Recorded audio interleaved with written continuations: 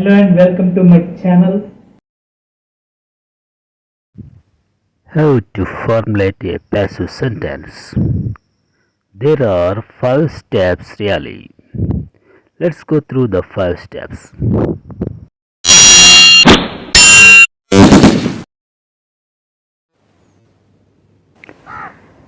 Hello and welcome to my channel, or hello and goodbye to my channel. మీకు ఏం చెప్పాలో నాకు అర్థం కావటం లేదు. ఏది అయినా dear students, this may be, of course, this is the last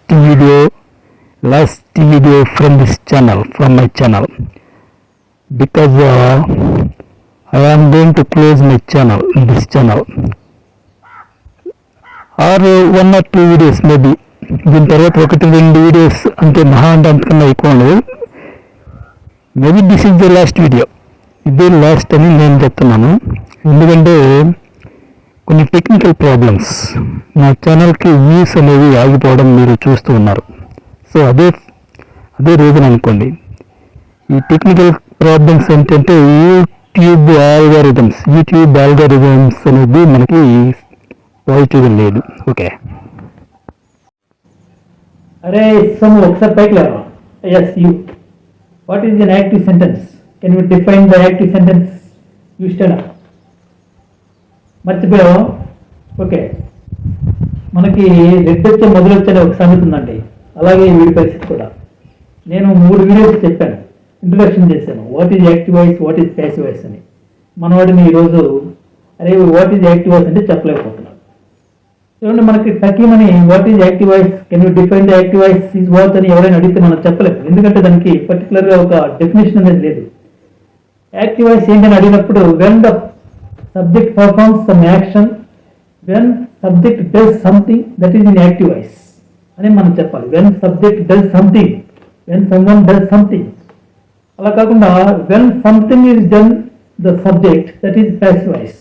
అంటే the receiver of the action is the subject in the passive sentence. ఇది మనం ఒకసారి గుర్తు చేసుకోవాలి. ఓకేనా? ఎరా సొమ్ము చెప్పింది అర్థమైందా? ప్యాసివ్ వాక్యం, ప్యాసివ్ సెంటెన్స్ అంటే ఏంటి?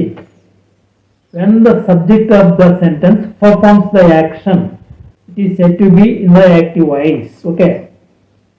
When the subject receives some action, when something is done to the subject that is in passive voice, it is said to be in the passive voice. So ఇప్పుడు మనకి active voice అంటే ఏంటి, passive voice అంటే ఏంటి మళ్ళీ ఒకసారి మనం గుర్తు చేసుకున్నాం. సరే, ఇప్పుడు మనం టాపిక్లో వెళ్దాం. ఇప్పుడు ఒకసారి what is subject and what is object, what is verb అనేది ఇక్కడ స్టూడెంట్స్ చేత మీకు చెప్పిస్తాను. Srinu, Banu, you stand up.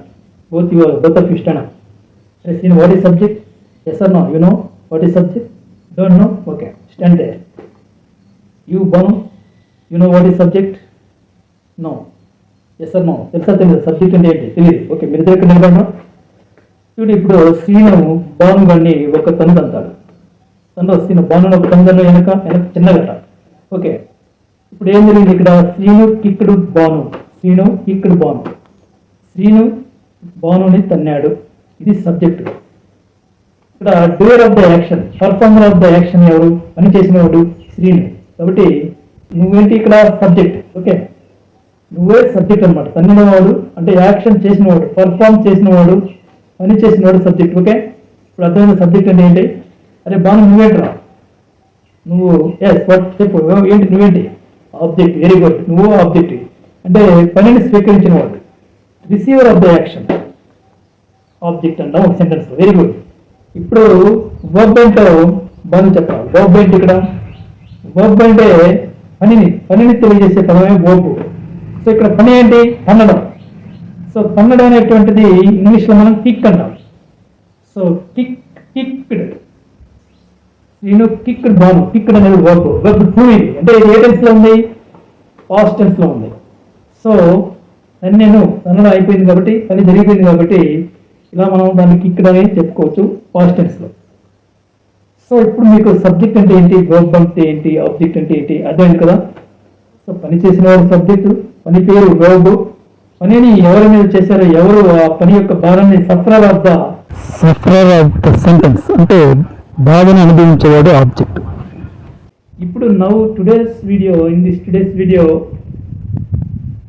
I'm going to explain you in the point of examination point of view లో నేను ఈరోజు మీకు ఈ టాపిక్ని ఎక్స్ప్లెయిన్ చేస్తాను. How to change a sentence from active voice to passive voice. So మనం ఎగ్జామినేషన్ పాయింట్ ఆఫ్ వ్యూలో ఈ టాపిక్ని తీసుకున్నప్పుడు యాక్టివ్ వాయిస్ ప్యాసివ్ వాయిస్ అనే ఈ టాపిక్ని ఫస్ట్ ఆఫ్ ఆల్ మనం ఏం చేయాలంటే యాక్టివ్ వాయిస్లో ఉన్న సెంటెన్స్ చూసిన వెంటనే సబ్జెక్ట్ని ఐడెంటిఫై చేయాలి, వర్బ్ని ఐడెంటిఫై చేయాలి, ఆబ్జెక్ట్ని ఐడెంటిఫై చేయాలి. సబ్జెక్ట్ ఎవరు, డూయర్ ఆఫ్ ద యాక్షన్ ఎవరు, పర్ఫార్మర్ ఆఫ్ ద యాక్షన్ ఎవరు, వర్బ్ ఎవరు, వర్బ్ ఏంటి అంటే ఇక్కడ వర్బ్ ఏంటి, ఏది వర్బ్, అదేవిధంగా which is the object. So ఈ మూడు మనం ఐడెంటిఫై చేసిన వెంటనే టెన్స్ని ఐడెంటిఫై చేయాలి. లుక్ డియర్ స్టూడెంట్స్, మనం టెన్స్ని ఐడెంటిఫై చేయాలంటే వెర్బ్ని పరిశీలించాలి. అదేవిధంగా వర్బ్ యొక్క మూడో రూపాన్ని మనం ప్యాసివ్ వాయిస్లో ఖచ్చితంగా పేర్కొంటాం. సో వెర్బ్ యొక్క మూడవ రూపాన్ని మనం కనిపెట్టాలి అనేది ఒక మెయిన్ పాయింట్ అన్నమాట. అది కనుక్కోవడానికి కూడా మనం వెర్బ్ని బాగా ఐడెంటిఫై చేయాలి. సో ఈ రెండింటిని కనుక్కోవడానికి మనం వెర్బ్ని చాలా బాగా ఐడెంటిఫై చేయాలి. సో రాము కిక్కుడు శ్రీను లేదా శ్రీను కిక్కుడు సోము, ఇలా మనం చెప్పుకున్నప్పుడు శ్రీను సోముని తన్నాడు, ఇది యాక్టివ్ వాయిస్ సెంటెన్స్. ఇది సింపుల్ పాస్ట్లో ఉన్నది. ఇలా మనం ఆ మీనింగ్ని కనుక్కోవాలి. అది ఏ టెన్స్లో ఉందో కూడా కనుక్కుంటాం. తర్వాత దానిని అదే అర్థం, దట్ ఈజ్ ద మీనింగ్, అక్కడ ఏ మీనింగ్ అయితే ఉందో ఆ మీనింగ్ మారకుండా, మీనింగ్కి ఎలాంటి చేంజ్ ఉండదండి. మార్పుకు లోను కాకుండా మీనింగ్ని అదే మీనింగ్ వచ్చే విధంగా మనం ప్యాసివ్ వాయిస్ సెంటెన్స్ని కన్స్ట్రక్ట్ చేయాలి. సో సోము శ్రీను చేత తన్నబడ్డాడు, శ్రీను సోమును తన్నాడు, రెండిటికి మీనింగ్ ఒకటే. యాక్టివ్ వాయిస్ అయినా ప్యాసివ్ వాయిస్ అయినా మీనింగ్ ఒకటే. కాకపోతే ఇక్కడ శ్రీను తన్నాడు అనేది యాక్టివ్ వాయిస్ అయితే, సోము తన్నబడ్డాడు శ్రీను చేత అనేది ప్యాసివ్ వాయిస్ అవుతుంది. అంతేగాని మీనింగ్ మాత్రం మారదు. నెక్స్ట్ ఏం చేయాలి, టెన్స్ ఆఫ్ ద వర్బ్. ఇది ఏ టెన్స్లో ఉంది, ప్రజెంట్ టెన్సా, ప్రజెంట్ కంటిన్యూస్ టెన్సా, పాస్ట్ టెన్సా, పాస్ట్ పర్ఫెక్టా, ఇట్లా ఆ వర్బ్ అనేది ఏ టెన్స్ మనకి ఇక్కడ తెలియజేస్తుంది అనేది మనం ఒకటి ఐడెంటిఫై చేసుకోవాలి. ఇప్పుడు చూడండి, వర్బ్ని ఐడెంటిఫై చేసాము, సబ్జెక్ట్ని ఐడెంటిఫై చేసాము, ఆబ్జెక్ట్ని ఐడెంటిఫై చేసాము. నెక్స్ట్ మనం ఏం చేయాలి, టెన్స్ని ఐడెంటిఫై చేసాము. తర్వాత మనం ఏం చేయాలి, వర్బ్ యొక్క థర్డ్ ఫామ్. ఇప్పుడు మనకి వర్బ్ యొక్క మూడో రూపం మాత్రమే ఉంటుంది ప్యాసివ్ వాయిస్లో. ఎక్కడైనా ఏ ప్యాసివ్ వాయిస్ సెంటెన్స్లో అయినా సరే ఓన్లీ వెర్బ్ 3 మాత్రమే వాడతాం. మనం మెయిన్ వెర్బ్ ఏదైతే ఉందో దానికి వర్బ్ 3 మాత్రమే వాడతాం. కాబట్టి ఆ వర్బ్ 3 అంటే అనేది మనం ఖచ్చితంగా తెలుసుకుని ఉండాలి.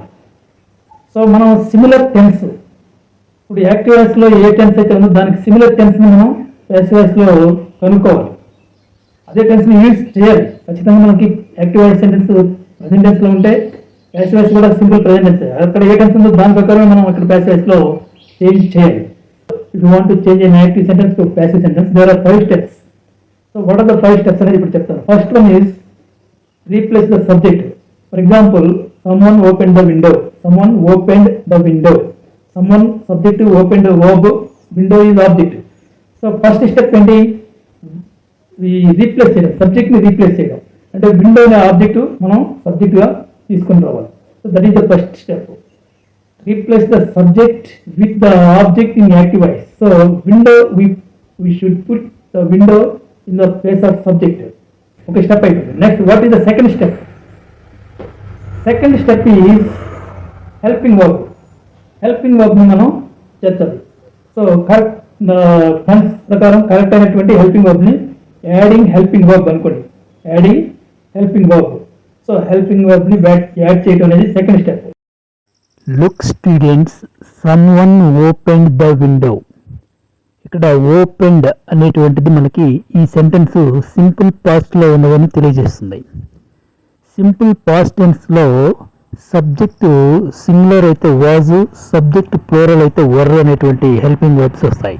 హెల్పింగ్ వర్బ్ పైన యాక్టివ్ వాయిస్ సెంటెన్స్ ఏ టెన్స్లో ఉందో ఆ టెన్స్కి సిమిలర్ టెన్స్, అంటే అదే టెన్స్కి మనం హెల్పింగ్ వర్బ్ని కనుక్కొని యాడ్ చేయాలి. ఈ హెల్పింగ్ వర్బ్ అనేది సబ్జెక్ట్ యొక్క నంబర్ సింగులర్ ప్లూరల్ అనే దాని మీద ఆధారపడి ఉంటుంది. టెన్స్ అయితే మారదు. Next third step. తర్వాత స్టెప్ వర్బ్ 3. లుక్ స్టూడెంట్స్, ప్రతి రూట్ వర్బ్కి అంటే మెయిన్ వర్బ్స్ ఏవైతే ఉన్నాయో వీటన్నిటికి కూడా 3 ఫామ్స్ ఉంటాయి. Present form, past form, past participle form. ఇవి 3 మెయిన్ 3 ఫామ్స్. ఇప్పుడు మనం ఇక్కడ పైన ఉన్నటువంటి సెంటెన్స్లో అది ఏ టెన్స్లో ఉన్నా కూడా ఆ వర్బ్ యొక్క థర్డ్ ఫామ్ అంటే పాస్ట్ పార్టిసిపల్ ఫామ్ని ఇక్కడ యాడ్ చేయాలి హెల్పింగ్ వర్బ్ తర్వాత. ఇది థర్డ్ స్టెప్. తర్వాత we add a preposition by or with. With అనేది టూల్స్ వస్తువులకైతే విత్ వాడతాం, ఆబ్జెక్ట్ కనుక మనుషులైతే బై వాడతాం. So adding preposition by or with అనేది fourth step. Next fifth step is object. Passive వాయిస్లో యాక్టివ్ వాయిస్లో ఉన్న సబ్జెక్టు ప్యాసివ్ వాయిస్లో ఆబ్జెక్ట్గా వస్తారు. ఇది స్టెప్ నెంబర్ 5. సో ఇవన్నీ కూడా ఈ 5 స్టెప్స్ అన్నీ చాలా ఇంపార్టెంట్. ఏది మనం నెగ్లెక్ట్ చేస్తాం కదా, 5 చాలా important. 5 steps are very important. So మనకి ఇక్కడ చూస్తే ఇక్కడ the very important step is conjugation of the verb in similar tense. So మనం బాగా ముఖ్యంగా మనం చేయాల్సింది ఏంటంటే conjugation of the verb in similar tense.